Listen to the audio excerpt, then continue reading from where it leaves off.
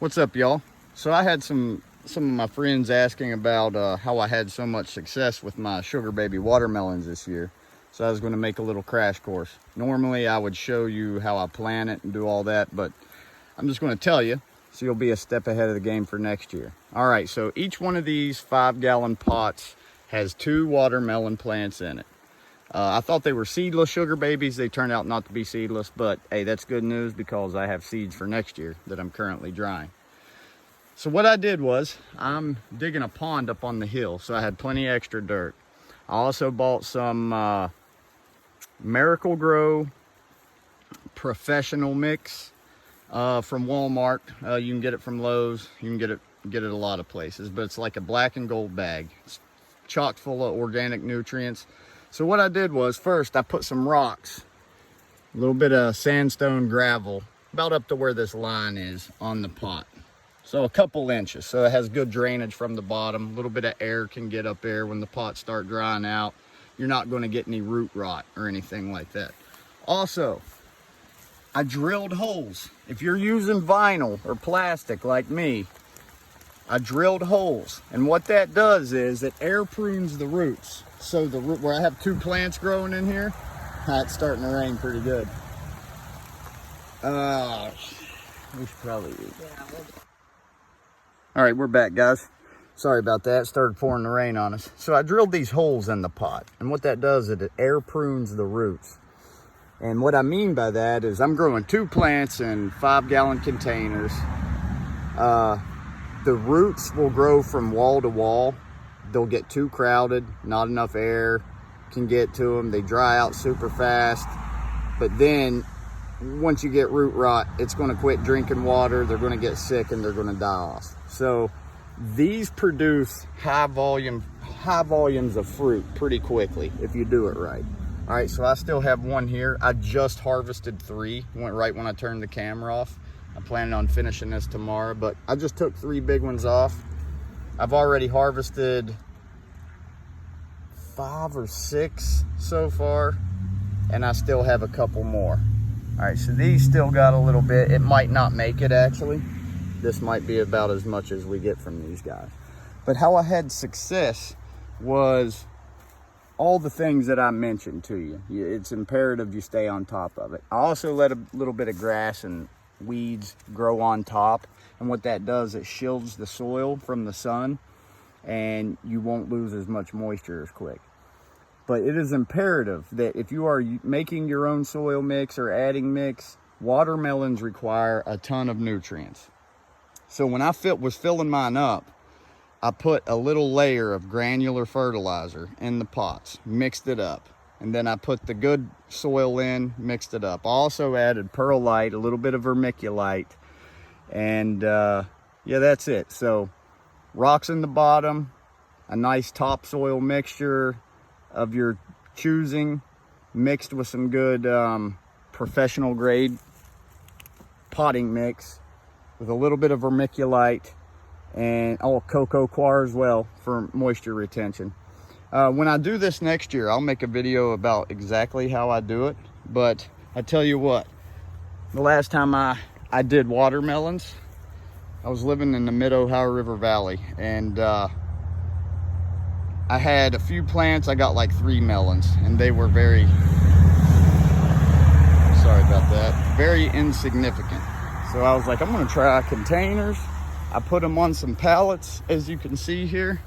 I just leveled a spot off on the ground and put pallets down, put some landscaping felt down, and put my pots on top of that. And I tell you what, it's done really well. Now, the important part when you're growing in pots or containers is you got to keep them watered. And there for several weeks, we had some very, very dry days.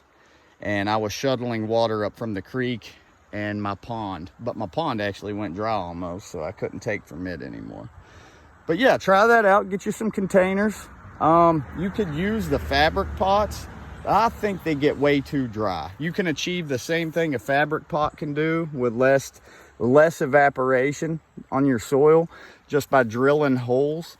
A set of holes about halfway down and then some down here, and that just allows air to prune those roots. Gets good air retention and moisture retention still yet. But you don't want to put tons of holes up through here.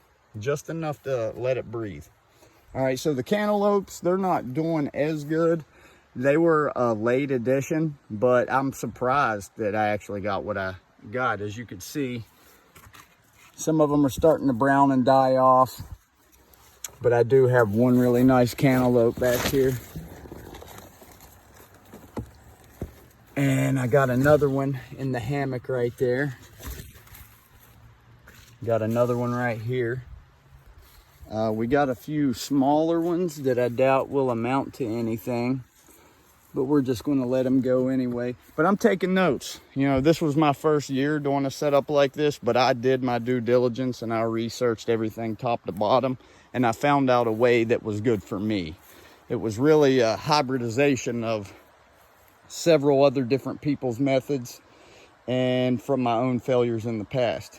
And it turned out to be a pretty good venture. Oh yeah, we got another one, if you could see it, right in the top right there of that red bucket one.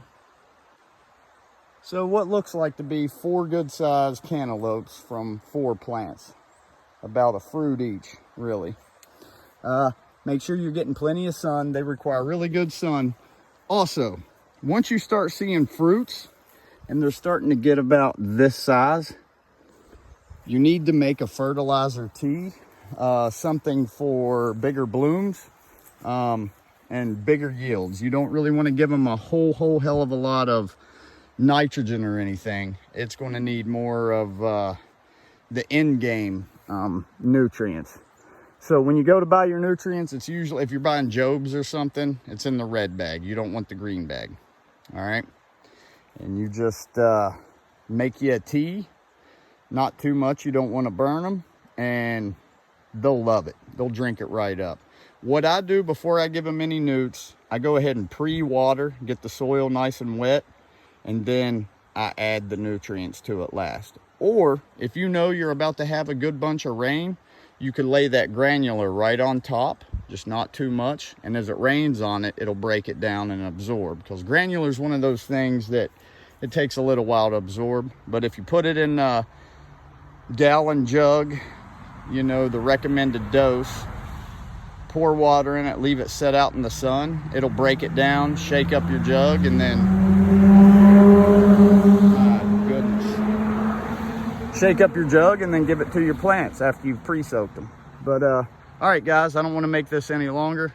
Hope you enjoy that. Hope it helps you out on your watermelon adventures. If you have any other questions about any of my other plants in my garden, look at those monster tomatoes right there. We actually harvested our first tomato earlier off of it, but there's probably, between all of them and the ones on the hill, we're going to have probably 15-20 pounds of tomatoes the first harvest.